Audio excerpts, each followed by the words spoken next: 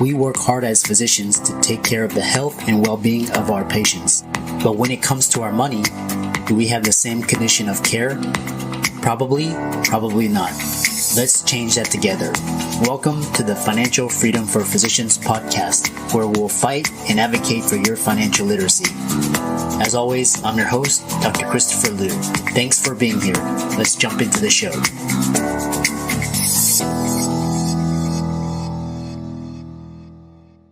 This week's episode is sponsored by CityVest. CityVest has quickly become the most popular and best way for doctors to invest in top-performing real estate private equity funds that are usually reserved for institutional investors. This unique access to investing in these institutional funds is available for the first time ever through CityVest's easy and secure online investment platform. CityVest does the hard work of conducting due diligence and vetting the investments. They even get a third-party due diligence report that is posted on their website.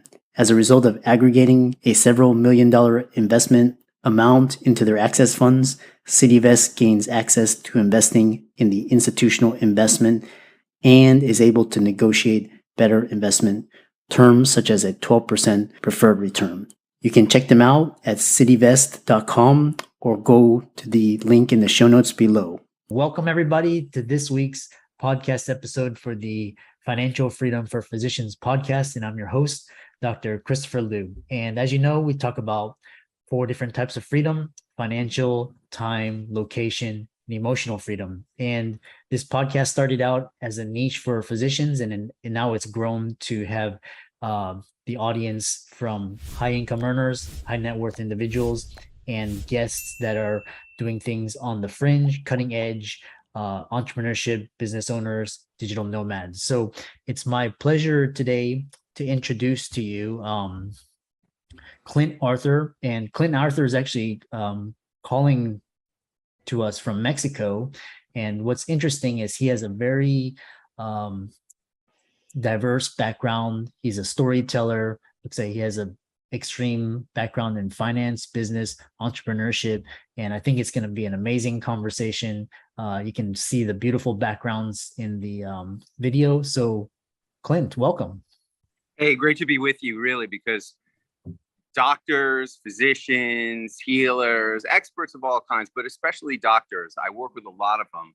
And if you're wanting more freedom as a medical professional, as a practice owner, I have exactly what you need. And it's really gratifying to do this kind of work with people who make such a big impact on the world and to be able to have so much success.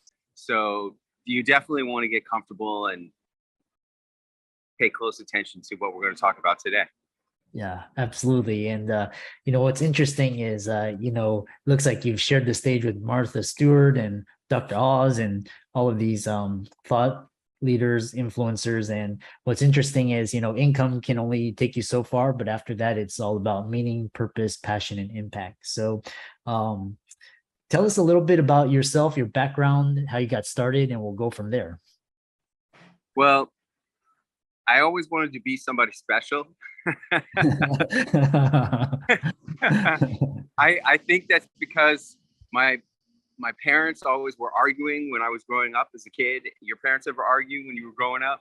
Oh, that's why, my number one driver is significance and influence, because I grew up with a dysfunction and, bullied and, underdog. So I know what you're talking about. Well, I thought it was my fault, and I was kind of right. I went off on a little bit of a wild idea. I thought if I could graduate from someplace special, like the Wharton Business School, the best business school in the world, that maybe they would stop arguing. So naturally, I graduate from the best business school in the world. I go home to get the attaboys, and what happens? They get into the biggest argument of all time. And my dad storms out of the house, slams the door. I turn to my mom. I say, Mom, the way he resents you all these years, have you been cheating on Dad? And I'm thinking, holy cow, where did that question come from? I never even thought that question in my entire life. And then I'm thinking, wow, what a rude thing to ask your mom. That's like the rudest thing I've ever said. And then I'm thinking, how come she ain't answering the question? And then she says, he's not your real father. Your real father was a doctor at the fertility clinic we went to for 6 years trying to have you, and you look just like that guy. Now imagine how you would feel if everything you thought you knew about who you were suddenly, poof. So I didn't know who I was anymore. I certainly didn't know what I wanted to be when I grew up anymore. So I call up the investment bank on the 87th floor of #1 World Trade Center. And I say, Mr. Vice President, I appreciate the offer. I don't want to be an investment banker anymore, even though I've been working for this my whole life. And what did I do? Naturally, I ran out to Hollywood. And most people go to Hollywood to lose themselves. I went there to actually find myself. And I found myself becoming a very special person. After all, I became the Wharton Business School taxi driver. Yeah, for many years, I was behind the wheel of yellow cab number 6087. And on New Year's Eve of the millennium, you were probably getting some Y2K cash or partying with family and friends. I was behind the wheel of that cab, and I made $513 on New Year's Eve of the millennium, while all my friends from Wharton were partying at the Rainbow Room, becoming millionaires and billionaires. And that's the night I swore an oath to myself that I was going to do everything I could to change how I was showing up in this world. And if you really want to change your life, if you really want to change your circumstances, when you're a taxi driver, you've got to work super hard. But I think no matter what you're doing, if you want to change what's going on, what your life is, you got to work really hard, and you have to change you. And that's what I did. I changed me. I went to every personal development and transformation seminar I could do. I walked on fire with Tony Robbins, Toltec wisdom studies with Don Miguel Ruiz, men's power circles and ceremonies. I did everything I could do. And as I changed on the inside, my life began to change on the outside. And I got out of taxi driving and got into the gourmet food business. I started making some money. I met a beautiful woman who believed in me more than I believed in myself, and got into real estate, and I did very well in real estate. And then I realized in October of 2008, I was at a men's self-help campfire, and the shaman was pointing at me across the yellow and orange crackling flames. "You don't know it yet, but you're already dead." What are you talking about, man? I'm the most successful guy on this team. 8 years ago, I was driving a taxi. Now I'm a millionaire. I was living on a little boat. Now I live in a mansion. You're already dead. You just don't know it. And I didn't know what this guy was talking about, but I couldn't stop thinking about it. And I'd wake up in the middle of the night out of sound sleep for months. I'm already dead. What does he mean? And it came to be New Year's Day of 2009. I woke up, poured myself a mimosa, and asked myself a question that changed my entire life. I said, what if that guy is right? What if I am already dead? Or I don't even know what that means, because obviously I'm alive, but what if this was going to be the last year of my life? What would I want to accomplish this year if this was going to be the last year of my life? And that one question was a super powerful motivating force for me. And if you want to have a better life, you got to ask yourself better questions like that one. And I realized, like, when I wrote down, the first thing I wrote down was I got to write my book about what I learned at the Wharton Business School that helped me to become successful. Once I stopped trying to be a writer and a movie star in Hollywood and started trying to be a businessman.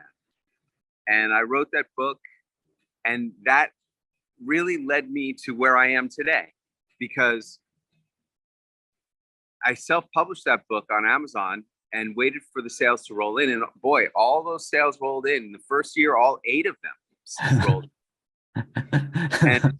And I wanted to, here I have this book about the Wharton Business School, what I learned at the best business school in the world, and no one was buying it. So I sought out a mentor, and you got to have mentors if you want to accelerate your progress in this world. Mentors have gone where you've gone, where you want to go, and they know how to get you there. And I met this man named Jack Canfield, who wrote a little book called Chicken Soup for the Soul. I said, Jack, how do you sell 500 million books? He says, you got to become famous. Nobody wants to buy books from people who are nobodies. So I started going on TV. And I spent $6,000 to go on my first 4 TV appearances. And I asked my wife, what do you think about these TV appearances I did, honey? She said, I think you suck. So I said, yeah, you're right. I need a lot more practice if I'm ever going to make my dream come true and get on the Today Show to promote my message. And I started learning how to book myself on TV. I started figuring it out. And it took me 9.5 weeks to figure out how to book my first TV appearance myself. And once I did that one, it was like catching a fish. And my first year I did 8 appearances that I booked myself. My second year, I did 20 appearances that I booked myself. I just did my 115th television appearance last week. And, you know, the funny thing is that my 57th TV appearance was my dream. I was on the Today Show. Brooke Shields and Lily Geist interviewed me, and they said, Clint, you know, you ask yourself a great question every year. What's that question? And I said, ask yourself, if this was going to be the last year of your life, what would you want to accomplish? That's been the superpower that's helped me to achieve so much in such a brief span of time. And really, it has been pretty quick. I mean, like 10, 11 years ago, I was a complete nobody. And now I've shared the stage with Martha Stewart, Dr. Oz, Oprah, 5 presidents of the United States. My most recent book was nominated for the Pulitzer Prize. I live and do whatever I want, wherever I want, with whom I want. And I mostly work with really smart authors, speakers, coaches, experts of different kinds.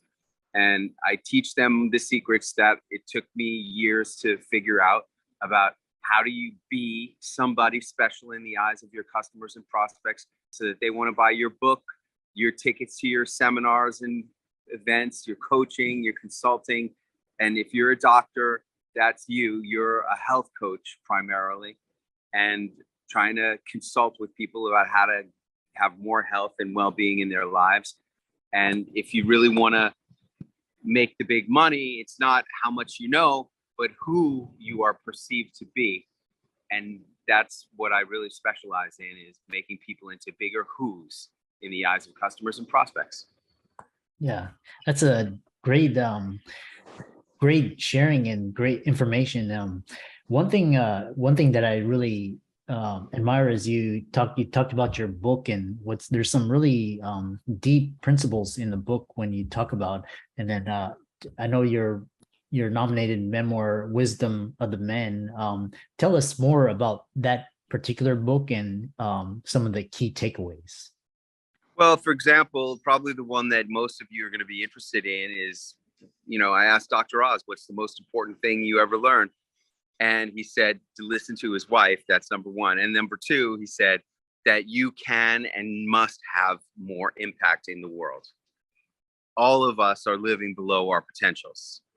And I believe that capacity is really a state of mind, and that people who want to have more impact, it's really a matter of deciding you want to have more impact, and then following through on the decision with commitment of your time, of your effort, of your money. All of this stuff falls under the category of marketing, you know? And I really believe, especially if you don't like selling, if you're a doctor who doesn't like selling, the best and smartest thing you can do is invest in marketing, because what marketing does is it brings people to you who are predisposed to buy you. You know, you want to have a patient lying in bed at night, talking to his wife, saying, honey, I'm really excited. Tomorrow I'm going to see Dr. XYZ, and I'm going to sign up as a patient if he'll take me. And then the lady's going to say, well, how much does Dr. XYZ cost? And the patient is going to say, I don't know, but whatever it is, I'm going to do it if he'll take me. That's what you want. And you don't get that by being better. You get that by being perceived as different and superior. And that's really what the focus of all my work is about. It's really a psychological equation more than a finite and specific formula that you can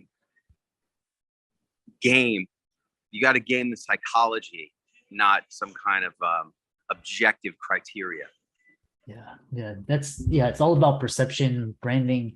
And like the more I read into it, it's all about marketing influence and just perception. What I actually find your story really interesting because you really brush shoulders with a lot of celebrities, Robert Downey and Brooke Shields. You had some really, interesting life-changing experiences. So, tell us what you learned from, going to junior high with Robert Downey and working with Brooke Shields. Well, I went to 8th grade with Robert Downey Jr., and he was the star of the school play Hair, and I was Tony in West Side Story in the other school play. So naturally, we became friends. And one day we went to go see a movie that his father directed. His father was Robert Downey Sr., and the movie was Putney Swope. I don't remember anything about it, but after the movie, we went for a walk through Greenwich Village to go get a falafel sandwich. And then suddenly he goes, hang on. And he ducks inside of a candy store and comes out with a pack of Marlboro Reds, pulls out one cigarette, lights it, holds up the pack next to his head, crushes it, and throws it on the trash. And I'm looking at him like, huh? And he goes, I just wanted one. Now that shows you that Robert Downey Jr. had a lot of willpower, but we all know Robert Downey Jr.'s willpower wasn't enough to keep him out of jail because he had all kinds of drug problems. But when he came out of jail, he was lucky enough to get hired on a movie by a producer named Susan Levine. Now, who's Susan Levine? This is the fascinating thing. Susan Levine used to work for my wife. Mm-hmm. She was the girl who would read all the scripts and tell my wife why they sucked when my wife was the president of a major production studio in Hollywood. And then after she did that for a long time, she became a producer and hired Robert Downey. And then they got married and she turned him into Sherlock Holmes and Iron Man. And the real lesson of Robert Downey Jr., and also in my own case, because, my association with my wife has been tremendous for me. For many years, we kept our business lives separate, but now she started working in my business, and she's really the heart and soul. Like, I'm like the tough daddy, and she's like the cuddly mommy who, makes all these clients feel better when I tell them they need to work harder. And, who you are associated with in your life makes a huge, huge difference, especially whoever you're sleeping with or in bed with night after night after night is really probably some of the most important stuff you have. If your spouse or significant other is telling you your ideas suck, that you're no good, that you're a dreamer and you need to get your feet on the ground, that's not the right person for you. If you have big dreams, you need a person who's going to believe in you and support you and tell you that your ideas are great and help you to make your dreams come true. And that's really the lesson of Robert Downey Jr. Yeah, it's interesting. I've seen Robert Downey, and he's his downfall, his struggles, but then you look at his later life and he's really flourishing and he's doing so much great work, and he's become a different person. So it's really, I've always been fascinated with celebrities and the life of the famous. Let's see. The other thing is what's tying into your book, talking about the idea of because what I did to motivate myself was I wrote my my obituary, and that gets me up to motivate because today could be my last day. You never know. So yep. And what's interesting is you realize that you were already dead, so we're all going to the same destination. So, and then you also had a very scary experience, during the Mandalay Bay, in Vegas, a couple of years ago. Tell us about that. Well, I said I got into the gourmet food industry. Well, what I was doing was I was selling the most expensive, best butter in the world to the top restaurants in Vegas, New York, Los Angeles, Chicago, Miami. And in the process of becoming the vendor of the best butter in the world to the best chefs in Las Vegas, I got to know a lot of people, and I arranged for myself and a bunch of my clients to get to meet Mike Tyson. And we went to his show at the MGM Grand. And at the end of the show, like, we were supposed to meet Mike after the show and get pictures with him. And at the end of the show, the manager of the theater comes out and he says, "Ladies and gentlemen, please remain calm. There's an active shooter event going on up further up on the strip at Mandalay Bay. And that's all we know. We don't know anything about what's going on or anything other than that. We just know that the safest place for you to be is right here, right now." And I'm like, oh my God, what, are we going to be sitting ducks? What if the shooters come in and they start shooting up the theater that we're in? I didn't know what to do, but we sat tight. And then in about 30 minutes, the manager came back out and he goes, "Okay, what we know is that the active shooter event has been contained. If you want to leave right now, you can leave right now, or you can stay, whichever you want." So, knowing Las Vegas like the back of my hand, I said to my clients, "Follow me." And I led them out through the bowels of the MGM Grand, out to the back to Covell Lane.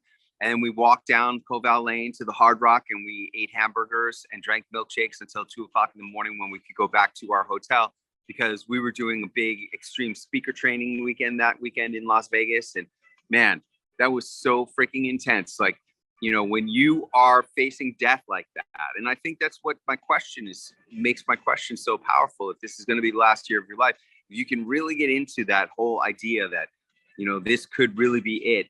It gives you a whole lot of intensity, because that speaker training we did that weekend was just off the hook.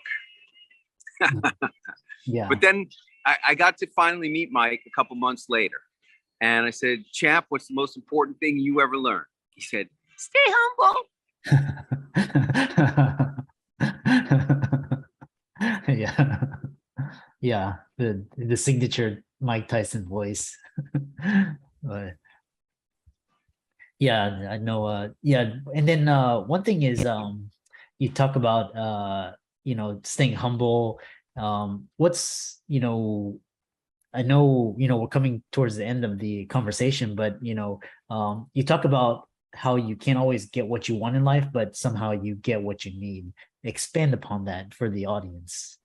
Well, look, I used to be part of this mastermind. And think about this. I was a taxi driver making $500 a week, right? My big night was New Year's Eve, where I made $513 on New Year's Eve of the millennium. Well, I used to be a member of this mastermind for business owners. It was $25,000 a year just to be a member and get to go to 3 meetings. And what was the most important thing I learned from that mastermind? Take more vacations. What was the second most important thing I learned? Take longer vacations. I swear to God, these are the big lessons of the $25,000 mastermind. Now I basically but you know what? It was 100% right, because this is my life, right? I basically live on vacation now. And that's added a decade to my lifespan, at least. My stress level has gone way down, and my quality of life has gone way up, and the food I eat. And it was a really smart thing, that $25,000 a year mastermind, learning to take more vacations and longer vacations. I started taking longer vacations when I did my first 30-day vacation at the Royal Hawaiian Hotel in Oahu. And the next year we did 40 days. The third year we did 50 days. And on that third year vacation, when you got 50 days of vacation in Hawaii, you can do a lot of stuff. And what was I doing? Well, I was laying out by the pool, and I was adding connections on my LinkedIn. If you notice, my LinkedIn, I have more than 21,000 connections, and I added them all that summer. Well, I was taking a break from pressing my iPhone button, adding connections. And I looked at my email, and I get this email from a charity. It says, "If you donate $25,000 to our charity, we'll get you VIP front row tickets to a Rolling Stones concert and a special meeting with the band, where you can talk to the band, meet them, and take pictures with them." And I showed this to my wife, and she goes, "Wow, that's really cool, but $25,000, that's crazy." I go, "Yeah, that's crazy."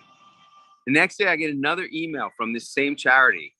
And just on a whim, I click the button that says buy now, and my iPhone auto populates all the credit card information. And now I'm just one click away. So I just clicked the button and it said, congratulations, you're enrolled. And I said to my wife, honey, congratulations. You're going to go meet Mick Jagger and the Rolling Stones. And she goes, you did not pay $25,000. I said, yes, I did. What's the money for? You know, this is a once in a lifetime thing. We got it. Let's do it. So we go. It was an incredible experience. And you never know where the real value is going to come. I mean, you know, we met the band and they were amazing. We had to go all the way to a small town outside of Amsterdam to do this thing. And when I come face to face with Mick Jagger, I say, Sir Mick, what's the most important thing you ever learned? He says, you can't always get what you want, but if you try, sometimes you might find you get what you need. And I know it's just a line from his song, but hey, he's Mick Jagger. He can say whatever he wants. And it's actually true. You know, you can't always get what you want, but if you try, sometimes you get what you need. I didn't think I wanted an 8-bedroom, 18,000 square foot house in the top resort in Mexico. I didn't think that's what I wanted, but I'll tell you what, I tried very hard to get the right house and I got what I needed. And it really has opened up a whole new world for me because we have such a huge house that we invite clients down. We do our seminars down here. Now the people come to us in Acapulco to learn how to have more impact, influence, and income. They learn how to get on TV. They learn how to tell stories and write books and all the things that you need to do if you really want to have more impact, influence, and income. And Mick Jagger is 100% right. But the funniest thing is this. It was going to cost me $4,000 per person to get 2 one-way tickets from Amsterdam to California, where I needed to be to do a speaking engagement for the $1 Million Roundtable insurance group. And I had to be there and I needed to get there, but I got creative. And I think creativity is really important, especially when it comes to things about money.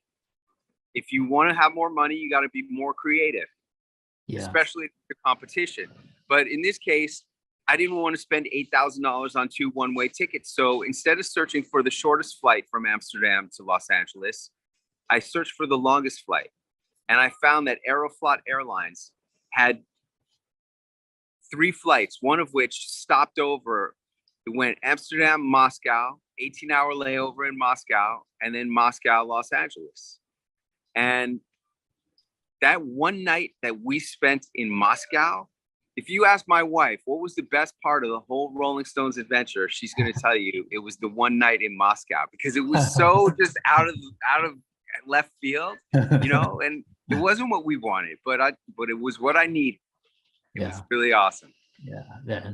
What a fantastic ending, man. This has been a great conversation. I really enjoyed talking to you. And I know a lot of the listeners, they're interested in your book or, you know, contacting you. How can they reach out to you, visit your website, or even work with you? The book is available on Amazon.com, Wisdom of the Men by Clint Arthur. And if you want to find out about learning how to be a celebrity in the eyes of your customers and prospects, if you want to come to one of my seminars in Acapulco at my deluxe 6-star villa, then go to clint.com, CLINTTT.com.